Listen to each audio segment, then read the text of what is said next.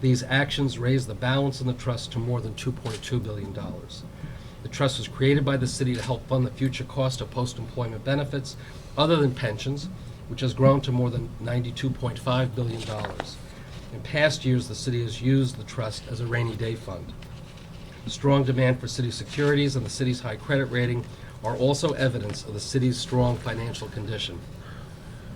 In conclusion, the city projects a surplus of $2 billion in fiscal year 2014 and a balanced budget for fiscal year 2015. The out-year budget gaps are manageable, and although a significant economic setback during the financial plan period could make closing the gaps more difficult, the city has added to its reserves. The city clearly still has work to do, and we will certainly follow your work and your efforts in that regard. Negotiations must be concluded with the remaining municipal unions. The hoped-for obtained health insurance savings are certainly a key area you need to stay focused on. And narrowing the future projected budget gaps is obviously a key area of concern as well. But you're off to a great start. Thank you, Controller. City Controller Stringer. Well, let me start off by saying it's a pleasure to join all of you this afternoon at the Financial Control Board's annual meeting. For me, being here is an honor, an aspect of my job as controller that I undertake with great resolve and respect. The creation of the FCB grew out of the city's brush with bankruptcy in the 1970s and the fiscal crisis that almost brought New York to its knees. Let's never forget that that crisis was preventable. And today's meeting is a continuation of the vitally important review and accountability that has governed New York City's budget for the last 36 years. Our culture of fiscal oversight has been enriched by the work of the Independent Budget Office and non-government monitors like the Citizens Budget Commission. It's no exaggeration to say that these controls have ensured on-time city budgets, which are balanced in accordance with rigorous standards. As a result, New York City today has one of the nation's most closely watched, scrutinized, and monitored budgets, to say the least. This oversight helped spur significant improvement in our credit rating and borrowing costs, and helped our finances remain robust during the ups and downs of various economic cycles. The checks and balances built into New York City's budget process are also vital to its success and stability. I'm pleased to report that the FY 2015 adopted budget is balanced and responsible, and I commend Mayor de Blasio for his prudence in adding another $864 million to the Retiree Health Care Benefit Trust.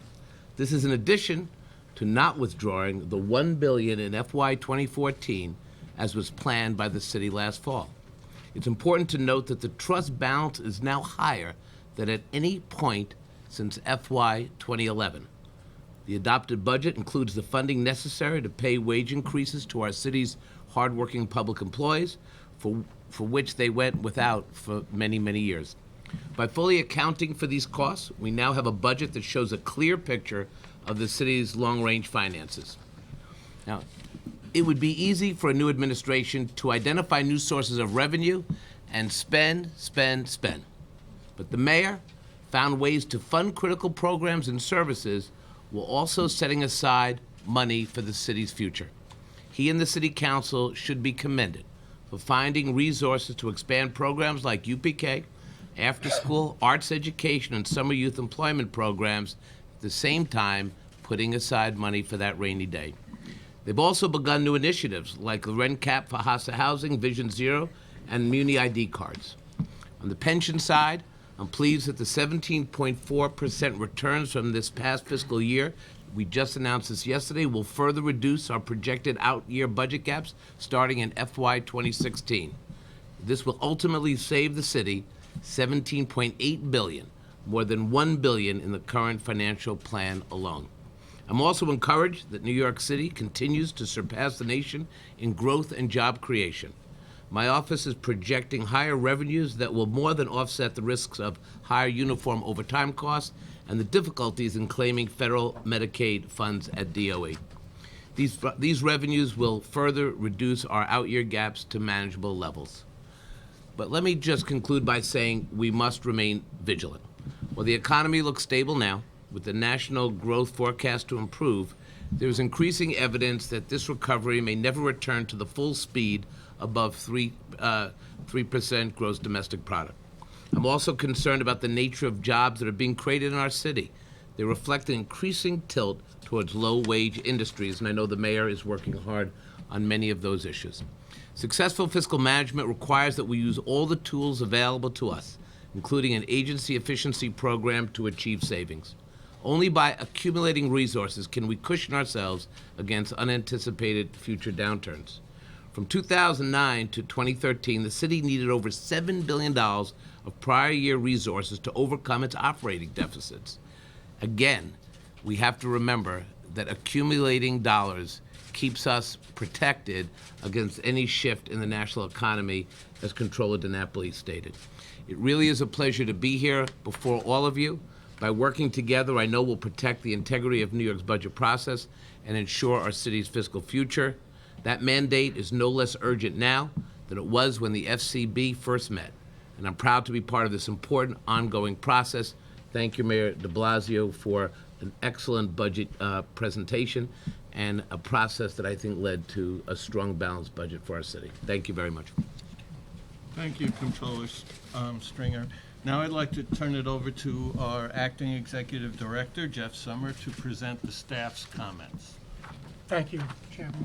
Before I give an overview of the financial plan, in addition to welcoming the two new members, I'd like to specifically welcome the Budget Director, Dean Fullahan, and Mr. Mayor, to let you know that Dean and his staff through this period has been open, cooperative, and very professional, and I thank them for that. Thank you. The adopted fiscal 2015 budget was balanced thanks in part to constructive developments over the course of fiscal 2014. $3.7 billion higher than forecasted revenue collections, $1 billion increase in the release of prior year payables, debt service savings of $618 million, the drawdown of $410 million from the general reserve, and other actions that generated roughly $5.9 billion of net surplus operating funds. The city applied almost $3.8 billion of this net operating surplus to the fiscal 2014 budget to restore funding to the Retiree Health Care Benefit Trust and to cover costs related to its labor settlements. Additionally, the surplus was used to augment the prepayment of fiscal 2015 expenses by $1.8 billion for a total prepayment nearing $2 billion. The city also assigned $450 million of the surplus to boost the general reserve to an historic high of $750 million.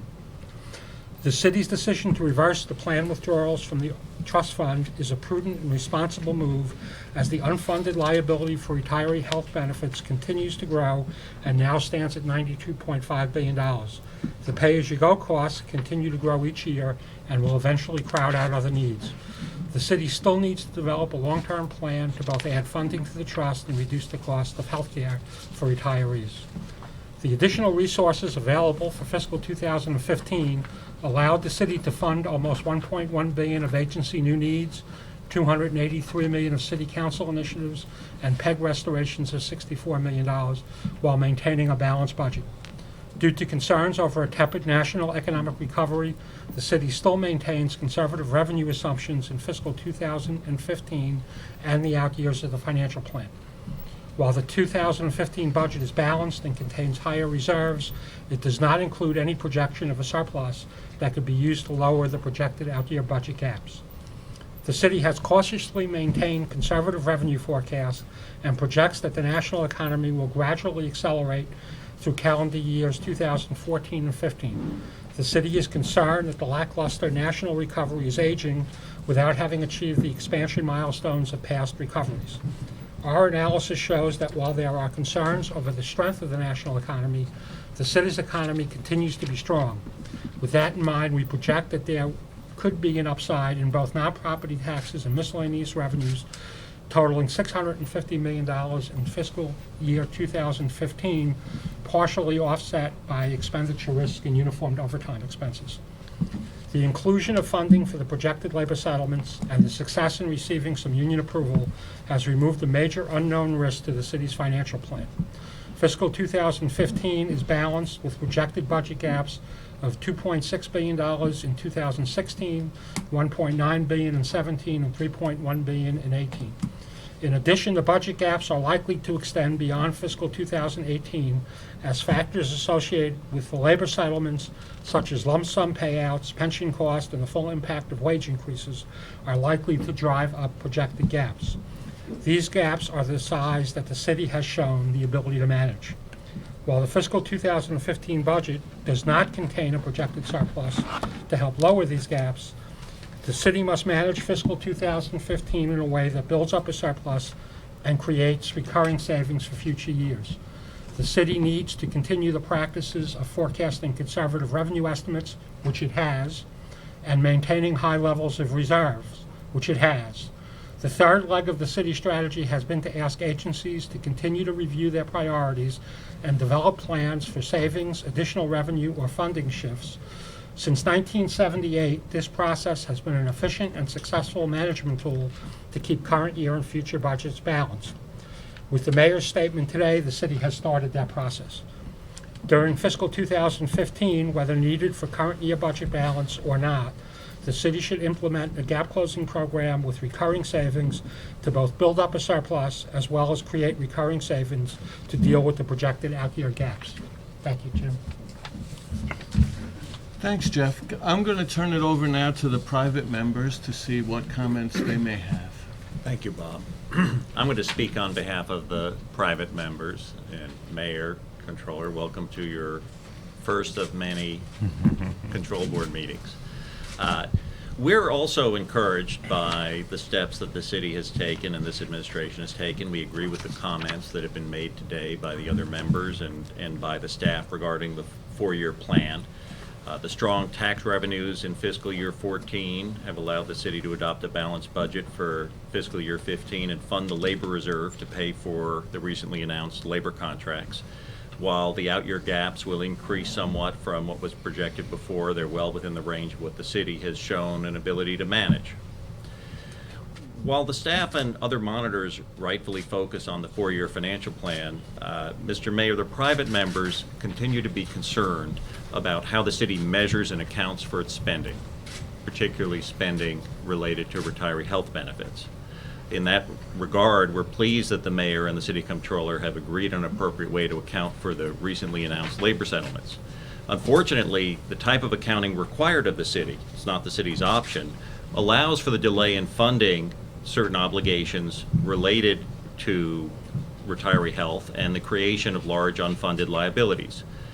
The amount now is substantial, even larger than the unfunded portion of the city's pension obligations. As has been mentioned, the unfunded retiree health cost is about $92 billion, which is more than $11,000 for each city resident.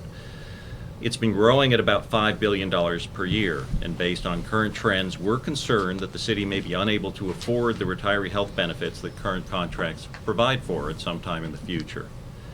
The annual increases in unfunded retiree health liabilities do not show up as an expense anywhere in the city's annual budget. The annual budget only shows the pay-as-you-go cost, which is only about 1/3 of the total economic expense. This means that the city's pay-as-you-go costs are locked into large annual increases for the foreseeable future, and this spending may eventually crowd out other budget priorities. The City Comprehensive Annual Financial Report confirms the magnitude of the unfunded liability. The CAFR uses both full accrual accounting as well as the modified accrual method used in the budget. And for the year ended June 30th, 2013, the CAFR reports under full accrual that there would have been a budget deficit of $4.6 billion. This deficit is almost entirely composed of increases in the unfunded retiree health obligations. The city does have a plan to close over 22 years the unfunded portion of its unfunded pension obligations, but the city currently does not have a plan to fund the unfunded retiree health obligations, and we think the city should address this. We agree with your decision to reverse the planned withdrawal of $1 billion from the Retiree Health Benefit Trust and to in fact add an additional $864 million to the trust. But of course, this is only a small portion of the city's liability. We urge you to find ways to shrink the gap between the trust assets and the city's retiree health care liabilities. Mr. Mayor, as we said, we're encouraged by the budgetary steps your administration has taken. We look forward to working with your administration and the other members of the board to deal with this and other issues. Congratulations on your first adopted budget and financial plan. Thank you. Mr. Mayor, I'd like to turn it back to you if you have any comments. Yes, just a brief comment, and would also welcome Tony Shorris and Dean Fullahan if there's anything they'd like to add. Thank you for your vote of confidence in what we have done with this budget. I just want to say I take to heart the concern that you've raised about the future, and we're looking at a variety of ways to address some of our future obligations. I think what I want to focus on is the fact that we found here and now a productive way working with labor to address the growth in the healthcare costs that are confronting us right now. I think you've raised a very important long-term issue, and again, I take it to heart and don't want to minimize it. But I guess because I'm an optimist by nature, I would say that it is heartening to see a variety of key institutions in this city, this board and other monitors and our comptrollers and labor and the city government, both the mayoralty and the council, all recognizing that we have to come to grips with healthcare costs, and the steps we've taken initially, I think is very promising because there was a cooperative spirit and there was a sense that there were many ways we could work together to reduce those costs, and that it was really in everyone's interest and the right thing to do. So appreciate your comments, look forward to working together, and want you to know I take them to heart. Thank you, Mayor. Thank you. Any other comments? Thanks, Mayor. Let's get to the final part of our review, which is a review of the fiscal year 14 annual determination for FCB to remain in sunset.